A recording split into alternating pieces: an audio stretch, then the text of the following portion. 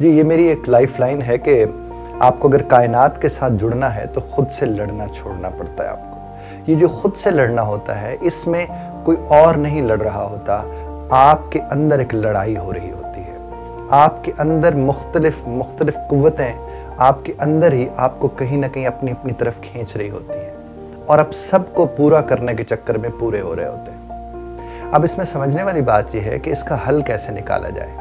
दुनिया में कभी भी किसी का हल निकालना हो तो पहले अपने आप को मसले से परे करना पड़ता है, यानी मसले को सामने रखकर आप उससे अपने आप को डिटैच कर लिया। जब आपने अपने आप को डिटैच कर लिया तो अब आप मसले का हल निकाल सकते हैं। आपने देखा होगा ये जितने सर्जन होते हैं, ये जब किसी भी जिस्म को काटना होता है इन्हें, तो अगर वो जिस्म को काटने से पहले उनके अंदर एक दूसरे रहम वाला जज्बा पैदा हो जाए तो क्या वो काटेंगे उसे जाकर? जब उसे नहीं काटेंगे तो वो फिर उस मसले का बजाते खुद हिस्सा बन चुके होंगे। तो जब हम कहते हैं कि कायनात से जुड़ना, इसका मतलब कायनात के हुस्न से जुड़ना, इसका मतलब रब की बनाई हुई इस खूबसूरत दुनिया में अपने आप को इस तरह इन्वॉल्व करना कि उससे लुत्फ लिया जा सके। और हम जब लुत्फ नहीं ले पा रहे होते तो हमारे दिमाग में कहीं ना कहीं कोई ऐसे ख्यालात होते हैं जो नेगेटिव ख्यालात होते हैं, और ये नेगेटिव ख्यालात करते क्या हैं? खौफ बन के हमारी खुशी वाले तमाम तर लम्हात को दीमक लगाना शुरू कर देते हैं।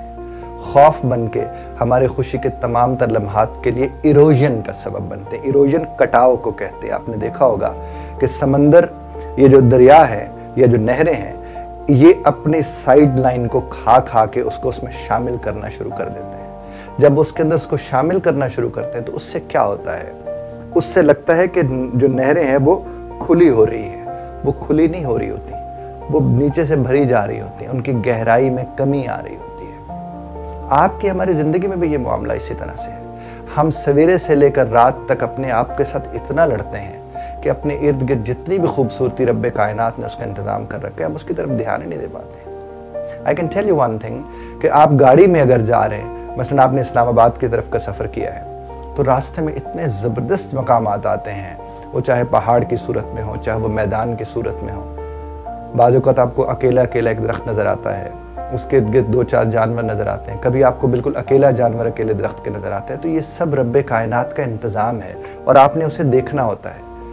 लेकिन मैंने अक्सर लोगों को देखा है कि या तो उस वक्त सो जाते हैं आराम के नाम पर, हालांकि बेआरामी हो रही होती है उन्हें, या फिर वो क्या करते हैं, फ़ोन के ऊपर अपना काम करना शुरू कर देते हैं। अब आप जब फ़ोन पर वहाँ जाकर इन्वॉल्व हो गए तो इसका मतलब ये है कि रब ने मौका दिया था लेकिन आपने उस मौके को गवा दिया। खुदा ने आपको मौका दिया था कि आप इधर उधर अपनी तवज्जो और ध्यान रखें और अपनी आंखों को भर ले उस खूबसूरती से, लेकिन आपके अंदर की लड़ाई ने आपको वो सब कुछ करने नहीं दिया है। सिर्फ यहाँ तक महदूद नहीं है गुफ्तगू। आप किसी अपने के साथ बैठ के जब गुफ्तगू करते हैं तो थोड़ी देर के बाद लड़ाई क्यों हो जाती है? वो भी ये आपके अंदर के लड़ने वाली फौजें जो हैं, उनमें से कोई ना कोई फौजी बगावत कर देता है, और उस बगावत की वजह से क्या होता है, आगे की जो फौज बाहर वाली है उसके साथ आपकी लड़ाई हो जाती है। और अच्छे काम के लिए बैठने वाले बुरा नतीजा निकाल के उठाते हैं। कायनात तो जोड़ने के लिए है, पूरा निज़ाम कायनात का आप मुताला करके देख लें, आपको हर जगह कनेक्टिविटी नजर आएगी। और जब कोई चीज़ डिस्कनेक्ट होती है तो उसकी सज़ा देख लीजिए कि इतने रोशन सूरज को भी ग्रहण लग जाता है। जहाँ कहीं डिस्कनेक्टिविटी होती है आप उसकी सज़ा देख लीजिए, इतने हसीन चांद को ग्रहण लग जाता है। लेकिन ये सब हमारे लिए बने हैं, हम इनके लिए नहीं बने हैं। हमें अपनी ज़ात को ग्रहण नहीं लगने देना, और जब आप अपनी ज़ात को ग्रहण नहीं लगने देंगे तो उसका नतीजा क्या निकलेगा कि फिर रब के इस तकसीम पर आप खुश होंगे। फिर आपके अंदर लड़ने वाली सारी फौजें अंदर ही अंदर ख़त्म हो जाएंगी और आप जुड़ जाएंगे कायनात की खूबसूरती के साथ। खुदा आपको और हम कायनात की इस खूबसूरती के साथ जुड़ने की तौफीक अता फरमाए। बहुत शुक्रिया सुनने का।